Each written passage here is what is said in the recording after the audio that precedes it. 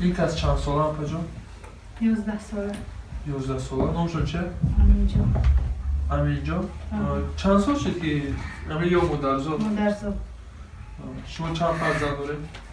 2 فرزند دارم، 3 تاش مردگی. 3 تایش زشت. آیا بچه بودن؟ 3 دختر نوشون داریم. شوهر نداره؟ شوهرم 4 سال در روسیه کار نیست میگه. 4 سال شد خط خبر است خیلی؟ تلفن میکنه. تلفن میکنه؟ خانه نداره.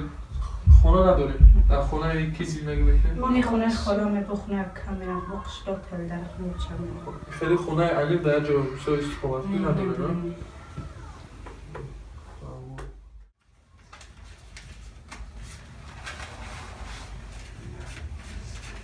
من 100 شما نفجان اینا بگیرم با چیزایی که ما باید بگیرم باید بفرونیم هر یک کستونچه داریم و فکر میشه باشه کستونچه دیگه میتونیم شونیشه در تو دوگنه یا بایی ایدو تا مبارک پیش همه شما در فاجان ایدو ما در هشتی من تشکری ما البته شما نگم ایدی مادران نه مقصد ایدی زنان نمیگیم و ایدی مادران بالا که ایدی زنان توقی نمیگیرم و ایدی مادران مقصد تبریک های خدا شفای کاملش به خدا جان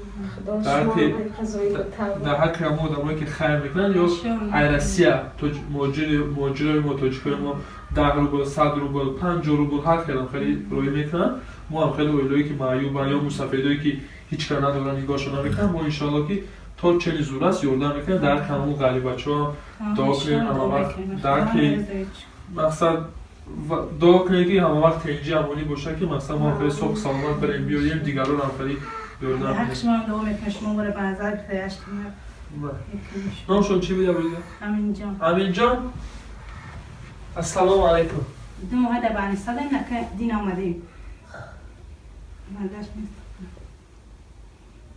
اصلا سخت خفیده دست رو بیرم بکنم 12 ساله میشه فجأه کسی تیز بوچین کنم برام میگم بله خیلی جا میره تنقیت شو دست رو بیرم بکنم بله خیلی جا موقعی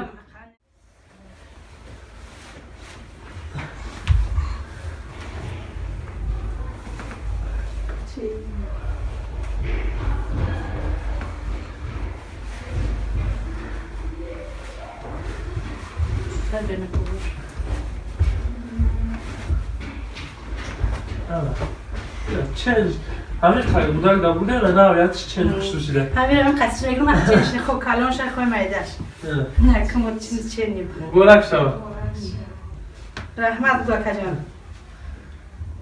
خیر خدا من فرزنده سالین تو تفرار گفت رحمت فرزن خیلی دعا کنیم برای ما شما دعا نگه باز نماشه خدا من نگه باز بشه حیات